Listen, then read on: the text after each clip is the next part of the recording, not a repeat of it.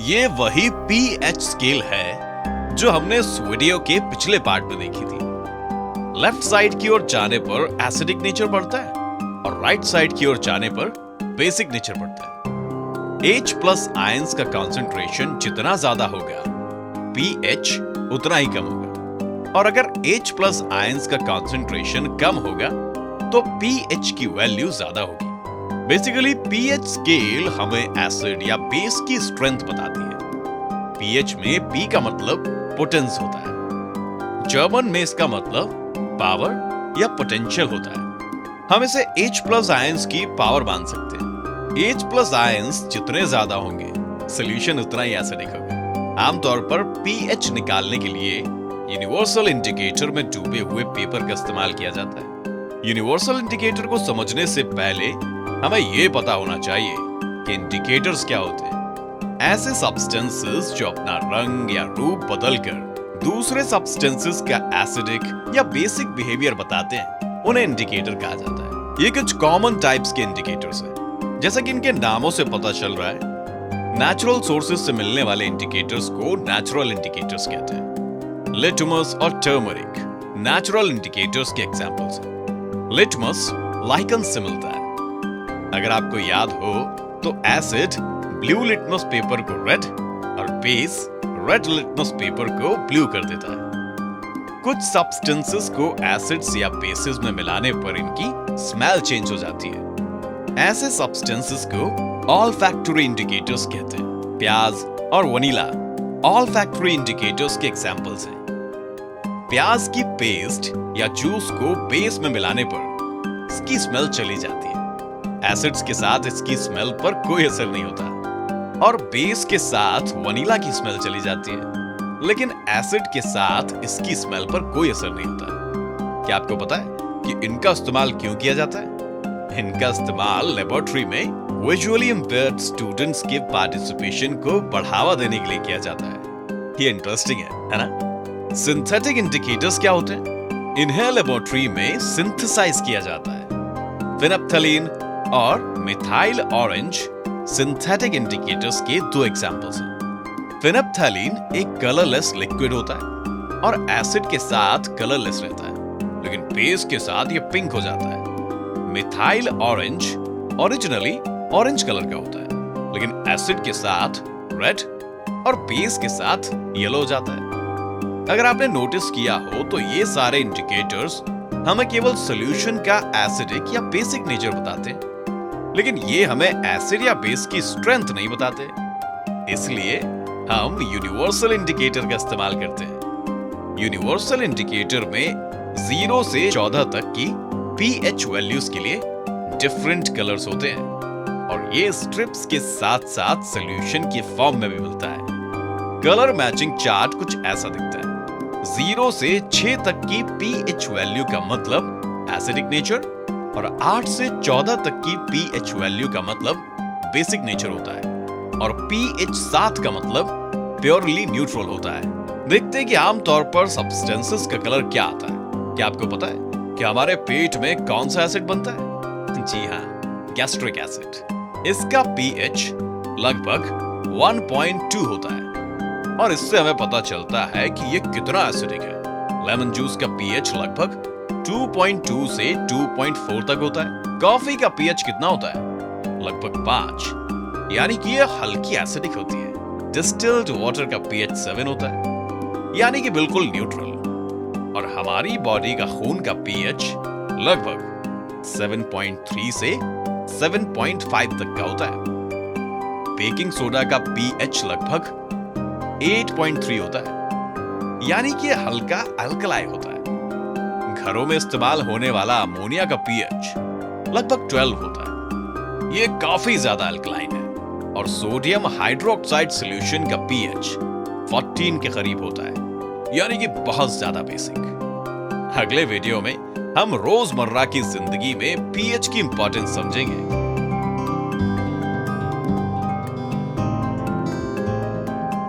pH का केवल laboratory के सॉल्यूशन से लेना देना है, या फिर इससे इंसानों और पेड़ों को भी फर्क पड़ता है? क्या आपको पता है कि जब एसिड रेन का पानी नदियों में बहता है तो पानी का ओवरऑल पीएच कम हो जाता है और पीएच में काफी चेंज लिविंग ऑर्गेनिजम्स के लिए सही नहीं है। ऐसे केस में पानी के जानवरों के लिए जीना बहुत मुश्किल हो जाता है। पेड़ों के केस में क्या होता है? पेड़ों की हेल्दी ग्रोथ के लिए सबसे जरूरी क्या होता है? जी हाँ, सॉइल यानी कि मिट्टी। हेल्दी ग्रोथ के लिए पेड़ों को मिट्टी में स्पेसिफिक पीएच की जरूरत होती है।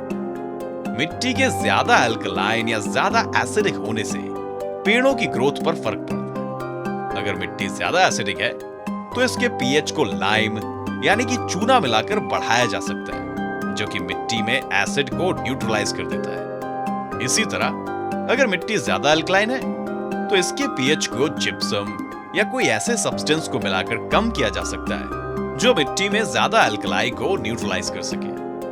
क्या इससे हम इंसानों को भी कोई फर्क पड़ता है?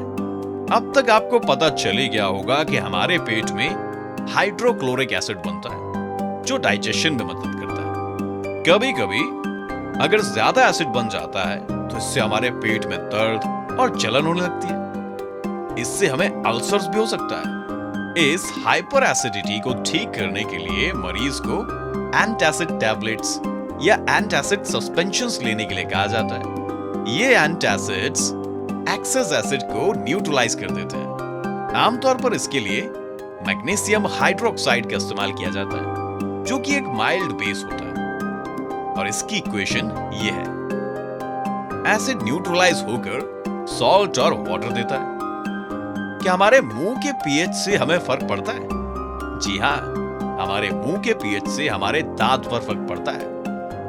टूथ एनेमल हमारी बॉडी में सबसे मजबूत सब्सटेंस होता है और ये पानी या हल्के एसिडिक सॉल्यूशंस में नहीं घुलता, जबकि हमारे मुंह का पीएच 5.5 से कम होने पर ये खराब होना शुरू हो जाता है। लेकिन पीएच 5.5 से कम कैसे हो जाता है? जब हम खाना खाते हैं तो कुछ खाना हमारे दांत में फंसा रह जाता है। हमारे मुंह में बैक्टीरिया होते हैं जो फंसे रह जाने वाले शुगर और फूड पार्टिकल्स का डिग्रेडेशन करके एसिड बनाते हैं, जिसकी वजह से दांत खराब होते हैं। इससे बचने का क्या तरीका है? खाना खाने के बाद हमें अपना मुंह साफ करना चाहिए और इससे अच्छा होगा अगर हम शक्कर वाली चीजें खाना अवॉइड करें। टूथपेस्ट से दांत साफ करके हम दांतों को खराब होने से बचा सकते हैं। आमतौर पर टूथपेस्ट बेसिक होते हैं। ये मुंह में मौजूद एसिड को न्यूट्रलाइज करते हैं और हमें टूथ डिके से बचाते हैं। पीएच के कॉन्सेप्ट में हमें कुछ जानवरों और पेड़ों के आत्मरक्षा को समझने में भी मदद मिलती है। आपको अगर कभी मधुमक्खी ने काटा होगा तो क्या आपको पता है कि तब हमें दर्द क्यों होता है? जी हाँ, मधुमक्खी के डंक में एसिड होता है जिससे हमें दर्द होता है। तो अगर हम काटने वाली जगह पर माइल्ड बेस जैसे कि बेकिंग सोडा लगा लें तो हमें आराम मिलता है। और कुछ ऐसी पत्तियां भी होती हैं जिनको छूने से हमें दर्द या जलन होने लगती है। यहाँ भी एसिड होता है और इसे ठीक करने के लिए हम कोई बेसिक सब्सटेंस का इस्तेमाल करते हैं। तो कुछ इस तरह हमारी रोजमर्रा की जिंदगी में पीएच के कॉन्सेप्ट का इस्तेमाल होता है। आने वाले वीडियोस में हम सॉल्ट्स के बारे में पढ़ेंगे।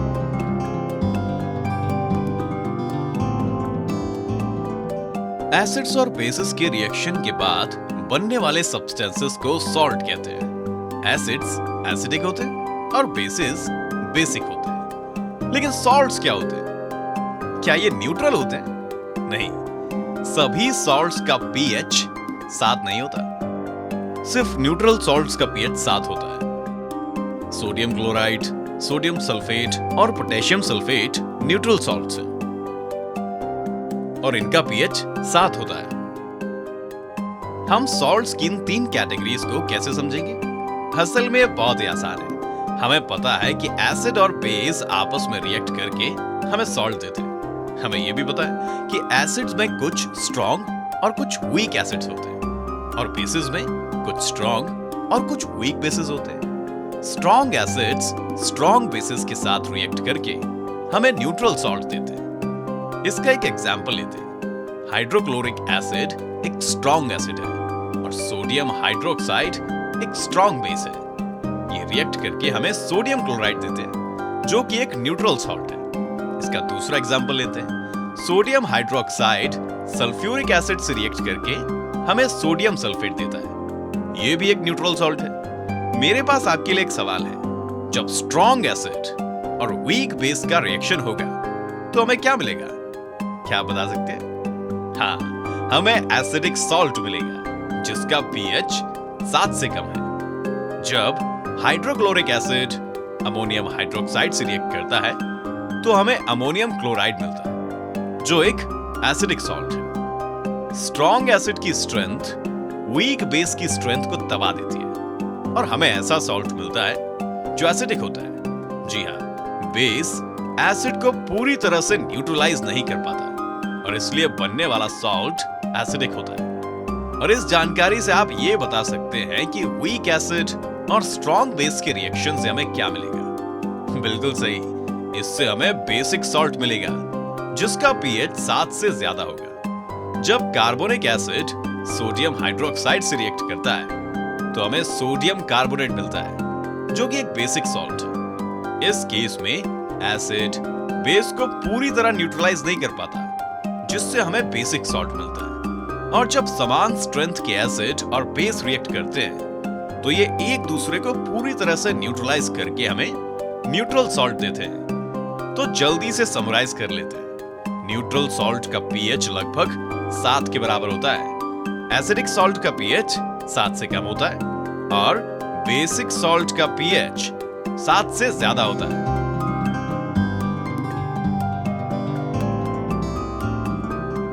सोडियम हाइड्रोक्साइड और हाइड्रोक्लोरिक एसिड का रिएक्शन कराने से हमें क्या मिलेगा?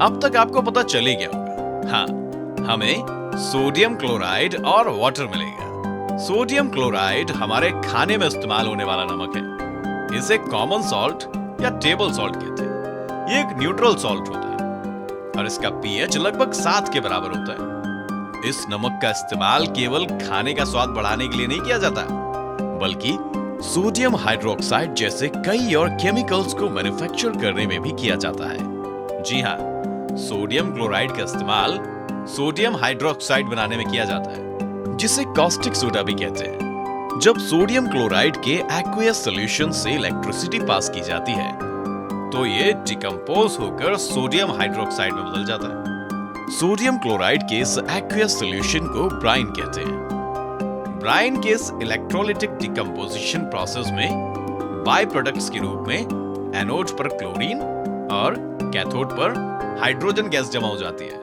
हाइड्रोजन गैस के अलावा यहां हमें क्लोरीन और एल्कलाई भी बनते हुए दिखते हैं, इसीलिए इसे क्लोर एल्कलाई प्रोसेस कहते हैं। क्या आपको इस प्रोसेस की एक खासियत पता है? इलेक्ट्रोलिसिस के बाद मिलने वाले ये तीनों प्रोडक्ट्स काफी यूजफुल होते हैं। जैसे कि हाइड्रोजन को फ्यूल और वेल्डिंग के लिए भी इस्तेमाल किया जाता है। स्प्रेडिंग और कुकिंग में इस्तेमाल होने वाला मार्जरीन, जो कि इमिटेशन बटर स्प्रेड होता है, इसे बनाने में भी हाइड्रोजन का इस्तेमाल होता है। निकल कैटलिस्ट की मौजूदगी में नेचुरल ऑयल से हाइड्रोजन पास करा के इसे हाइड्रोजनेट किया जाता है।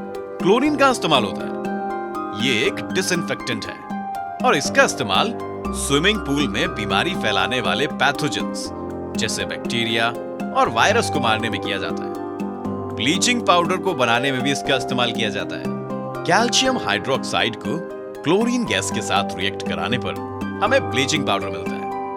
ये ड्राई स्लेक लाइम होता है। जब हम इसमें से क्लोरीन गैस को पास कराते हैं तो हमें ये प्रोडक्ट मिलता है जो कि ब्लीचिंग पाउडर होता है। हम ब्लीचिंग पाउडर के बारे में इतनी बात क्यों कर रहे हैं? क्योंकि इसका इस्तेमाल काफी जगह किया जाता है। पीने के पानी को साफ करने के लिए इसका इस्तेमाल किया जाता है। ये पानी को कीटाणुओं से मुक्त कर देता है। ये एक अच्छा ऑक्सीडाइजिंग एजेंट भी है। काफी केमिकल इंडस्ट्रीज में इस्तेमाल किया जाने वाला एक अच्छा ऑक्सीडाइजिंग एजेंट है। टेक्सटाइल इंडस्ट्री में इसका इस्तेमाल कॉटन को ब्लीच करने में किया जाता है। यहाँ ब्लीच का क्या मतलब है? किसी मटेरियल को व्हाइट या उसका रंग हल्का करने को ब्लीच कहते हैं। अगले वीडियो में हम बेकिंग सोडा और वॉशिंग सोडा के बारे में पढ़ेंगे और अल्कलाई प्रोसेस देखा। इस प्रोसेस में बनने वाले तीनों प्रोडक्ट्स काफी यूजफुल होते हैं। क्लोर अल्कलाई प्रोसेस के बाय प्रोडक्ट्स का इस्तेमाल करके एक और जरूरी प्रोडक्ट बेकिंग सोडा बनाया जा सकता है। ये हमें कार्बन डाइऑक्साइड और अमोनिया के साथ ब्राइन का रिएक्शन कराने पर मिलता है। क्या आपको याद है कि ब्राइन क्या होता है? सोडियम क्लोराइड के एक्वस सॉल्यूशन को ब्राइन कहा जाता है। इस रिएक्शन से हमें अमोनियम क्लोराइड और सोडियम हाइड्रोजन कार्बोनेट मिलता है। बेकिंग सोडा का chemical name sodium hydrogen carbonate या सोडियम बाइकार्बोनेट है। बेकिंग सोडा के कुछ और भी नाम हैं, जैसे ब्रेड सोडा और कुकिंग सोडा। बेकिंग सोडा का उपयोग क्या है? जब सोडियम बाइकार्बोनेट गर्म किया जाता है तो यह डिकम्पोज होकर सोडियम कार्बोनेट और पानी और कार्बन डाइऑक्साइड बनाता है। बेकिंग सोडा से बेकिंग पाउडर बनाया जाता है, जिसका इस्तेमाल खाना बनाने में किया जाता है। बेकिंग पाउडर से कार्बन डाइऑक्साइड निकलता है, जो बैटर को मुलायम और खस्ता बनाता है। बेकिंग पाउडर बेकिंग सोडा और एडिबल एसिड का मिक्सचर होता है। आमतौर पर बेकिंग पाउडर बनाने के लिए बेकिंग सोडा में टार्टरिक एसिड मिलाया जाता है। जब बेकिंग पाउडर को गर्म किया जाता है तो सोडियम कार्बोनेट बनता है, जो टार्टरिक एसिड के साथ रिएक्ट करने के बाद न्यूट्रलाइज हो जाता है और फिर सोडियम टार्ट्रेट सॉल्ट बनता है। सोडियम टार्ट्रेट की महक और स्वाद दोनों ही अच्छे लगते हैं। इससे केक और दूसरी कई खाने की चीजें स्वादिष्ट लगती हैं। बेकिंग सोडा एंटासिड्स में भी पाया जाता है, क्योंकि ये अल्कलाइन होता है, तो ये पेट में मौजूद जरूरत से ज्यादा एसिड को न्यूट्रलाइज कर देता है और पेट को आराम पहुंचाता है। बेकिंग सोडा या सोडियम हाइड्रोजन कार्बोनेट का इस्तेमाल फायर एक्सटिंग्विशर्स में भी किया जाता है। आग बुझाने का सबसे अच्छा तरीका ऑक्सीजन सप्लाई को बंद कर देना होता है। आग बुझाने का दूसरा तरीका यह है कि आग में ऐसी गैस का इस्तेमाल करना जिससे कंबस्शन नहीं होती, मतलब जो आग को बढ़ावा नहीं देता। और इसका एग्जाम्पल कार्बन डाइऑक्साइड गैस है। कार्बन डाइऑक्साइड गैस हवा से भारी होता है और इससे कंबशन नहीं होती। ये आग को बुझा देती है। जब बेकिंग सोडा को हाई टेम्परेचर पर गर्म किया जाता है तो इस सॉल्ट की केमिकल प्रॉपर्टीज की वजह से काफी ज्यादा कार्बन डाइऑक्साइड बनता है। इससे आसपास की हवा में ऑक्सीजन कम हो जाता है और आग बुझ जाती है। सोडियम क्लोराइड से एक और केमिकल मिलता है जिसे वॉशिंग सोडा कहते हैं। ये एक बेसिक सॉल्ट होता है। वॉशिंग सोडा या सोडियम कार्बोनेट को सोडियम हाइड्रोजन कार्बोनेट के थर्मल डिकम्पोजिशन से तैयार किया जाता है। इस प्रोसेस में जो सोडियम कार्बोनेट बनता है वो सूखा होता है और इसे एनहाइड्रस सोडियम कार्बोनेट कहते हैं। इससे हमें वॉशिंग सोडा कैसे मिलता है? एनहाइड्रस सोडियम कार्बोनेट के रीहाइड्रेशन से वॉशिंग सोडा बनता है। वॉशिंग सोडा में 10 वाटर मॉलिक्यूल्स होते हैं, इसलिए इसे सोडियम कार्बोनेट डेकाहाइड्रेट भी कहा जाता है। बेकिंग सोडा की तरह वॉशिंग सोडा के भी काफी यूजेस होते हैं। इसका इस्तेमाल ग्लास, साबुन और पेपर इंडस्ट्री में किया जाता है। इसका इस्तेमाल कपड़े धोने में भी किया जाता है।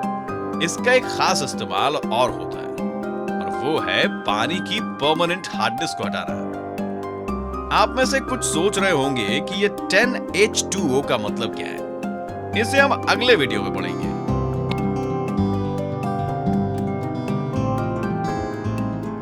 एक्सपेरिमेंट करते हैं ये जानने के लिए कि सॉल्ट्स के क्रिस्टल्स असल में सूखे होते हैं या नहीं। इस एक्सपेरिमेंट के लिए हमें बस एक बर्नर, एक टेस्ट ट्यूब और एक ट्यूब होल्डर चाहिए। हमें कॉपर सल्फेट के कुछ क्रिस्टल्स भी चाहिए होंगे। इससे पहले कि हम अपना एक्सपेरिमेंट शुरू करें, क्या आप बता सकते हैं कि इन क्रिस्टल्स का कलर क्या है? बिल्कुल सही, ये ब्लू है। क्रिस्टल्स देखने में सूखे लग रहे हैं, है ना? लेकिन क्या ये सचमुच में सूखे हैं? चलिए देखते हैं। इन क्रिस्टल्स को इस सूखे टेस्ट ट्यूब में डाल देते हैं और इसे गर्म करते हैं। कुछ देर बाद इसमें क्या बदला? आपने देखा कि क्रिस्टल्स का कलर ग्रेइश व्हाइट हो गया। इसके अलावा टेस्ट ट्यूब पर वाटर ड्रॉपलेट्स भी हैं। ऐसा क्यों होता है? ऐसा इसलिए होता है क्योंकि जब कॉपर सल्फेट को गर्म किया जाता है तो ये अपने वाटर मॉलिक्यूल्स खो देता है और इसलिए इसका कलर ग्रेइश व्हाइट हो जाता है। जब ये सूखा होता है तो इसे एनहाइड्रस कॉपर सल्फेट कहते हैं और अगर हम इसे दोबारा पानी में मिला दें तो क्या होगा? एनहाइड्रस कॉपर सल्फेट में पानी मिलाने पर ये फिर से ब्लू हो जाता है। हाइड्रेटेड कॉपर सल्फेट का केमिकल फॉर्मूला CuSO4.5H2O होता है। जैसा कि आप देख सकते हैं, इसमें 5 वाटर मॉलिक्यूल्स हैं। इस पानी को वाटर ऑफ क्रिस्टलाइजेशन कहते हैं। वाटर ऑफ क्रिस्टलाइजेशन सॉल्ट के एक फॉर्मूला यूनिट में फिक्स नंबर में मौजूद वाटर मॉलिक्यूल्स होते हैं। तो हम कह सकते हैं कि कॉपर सल्फेट के एक फॉर्मूला यूनिट में 5 वाटर मॉलिक्यूल्स होते हैं और गर्म करने पर ये वाटर मॉलिक्यूल्स खो देता है। इसका एक और एग्जाम्पल फेरस सल्फेट है। इसमें 7 वाटर मॉलिक्यूल्स होने की वजह से इसका कलर ग्रीन होता है। एक तरह का सॉल्ट और है जिसमें वाटर ऑफ क्रिस्टलाइजेशन होता है। इसे जिप्सम कहते हैं। ये कैल्शियम का हाइड्रेटेड सॉल्ट है और इसका केमिकल फॉर्मूला CaSO4.2H2O है। इसका इस्तेमाल कहां किया जाता है? जब हम जिप्सम को 373 केल्विन पर गर्म करते हैं तो ये अपने वाटर मॉलिक्यूल्स खोकर हमें प्लास्टर ऑफ पेरिस देता है। क्या आपने प्लास्टर ऑफ पेरिस के बारे में सुना है? जरूर सुना होगा। इसका इस्तेमाल डॉक्टर्स टूटी हड्डियों को जोड़ने में करते हैं। इसका इस्तेमाल कंस्ट्रक्शन इंडस्ट्री में, मूर्तियां बनाने में और खूबसूरत फॉल सीलिंग बनाने में भी किया जाता है। इसका chemical name calcium sulphate hemihydrate है और इसका केमिकल फॉर्मूला ये है। पानी मिलाने के बाद प्लास्टर ऑफ पेरिस फिर से जिप्सम बन जाता है। अब आप क्या सोच रहे होंगे कि यहां आधा मॉलिक्यूल कैसे आ गया? क्या आधा मॉलिक्यूल हो सकता है? ऐसा इसलिए लिखा जाता है क्योंकि कैल्शियम सल्फेट के 2 फॉर्मूला यूनिट्स एक वाटर मॉलिक्यूल शेयर करते हैं। आपको क्या लगता है इसे प्लास्टर ऑफ पेरिस क्यों कहा जाता है? क्या इसका फ्रांस के शहर पेरिस से कुछ लेना देना है? प्लास्टर ऑफ पेरिस बहुत साल पहले बनाया गया था और तब से इसका इस्तेमाल एंशिएंट इजिप्शियंस और रोमन सिविलाइजेशन में होता आ रहा है। हालांकि 17th सेंचुरी तक इसका ज्यादा इस्तेमाल नहीं किया जाता था। बाद में इसका इस्तेमाल पेरिस के लगभग सभी कंस्ट्रक्शन में किया गया। 1666 में लंदन में एक आग लगी जिसकी वजह से काफी नुकसान। इसके बाद फ्रांस के राजा ने आदेश दिया कि लकड़ी की जितनी भी दीवारें हैं सबको प्लास्टर ऑफ पेरिस से कवर कर दिया जाए ताकि आग से बचा जा सके। इसी वजह से पेरिस के आसपास काफी तादाद में मौजूद जिप्सम की माइनिंग शुरू हो गई और इस तरह 18th सेंचुरी के दौरान पेरिस शहर प्लास्टर का प्रोडक्शन हब बन गया। तब से इसका नाम प्लास्टर ऑफ पेरिस पड़ गया।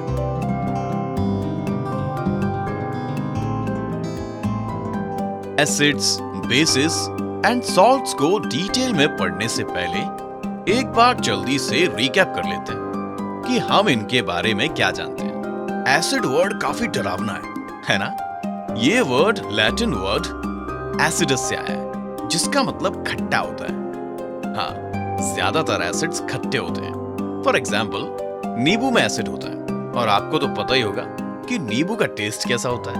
और हमने ये भी देखा कि एसिड्स ब्लू लिटमस पेपर को रेड कर देते हैं। इनकी अकरेंस के आधार पर इन्हें 2 टाइप्स में डिवाइड किया गया है, नेचुरल एसिड्स और मिनरल एसिड्स। जैसा कि इसके नाम से पता चलता है, नेचुरल एसिड्स नेचुरल सोर्सेज से मिलते हैं। इन्हें ऑर्गेनिक एसिड्स भी कहा जाता है। सिट्रिक एसिड, जो कि हमें सिट्रस फ्रूट से मिलता है, एक तरह का ऑर्गेनिक एसिड है। जबकि मिनरल एसिड्स ऐसे एसिड्स होते हैं जो मिनरल से बनाए जाते हैं। इन्हें मैन मेड एसिड्स या इनऑर्गेनिक एसिड्स भी कहा जाता है। नाइट्रिक एसिड मिनरल एसिड का एग्जाम्पल है। बेसिस क्या होते हैं? आप इन्हें एसिड्स का ऑपोजिट मान सकते हैं। ये टेस्ट में कड़वे होते हैं और रेड लिटमस पेपर को ब्लू कर देते हैं। सोडियम कार्बोनेट और लाइम बेसिस के एग्जाम्पल्स हैं। तो फिर सॉल्ट्स क्या होते हैं? क्या घर में यूज होने वाला नमक सॉल्ट होता है? एसिड्स और बेसिस की केमिकल प्रॉपर्टीज क्या होती हैं? ये मेटल से कैसे रिएक्ट करते हैं? ये एक दूसरे से कैसे रिएक्ट करते हैं? कोई सब्सटेंस एसिड है या बेस, ये पता करने का क्या कोई और तरीका भी है? इन सभी क्वेश्चंस के आंसर हमें आने वाली वीडियोस में मिलेंगे। Happy learning.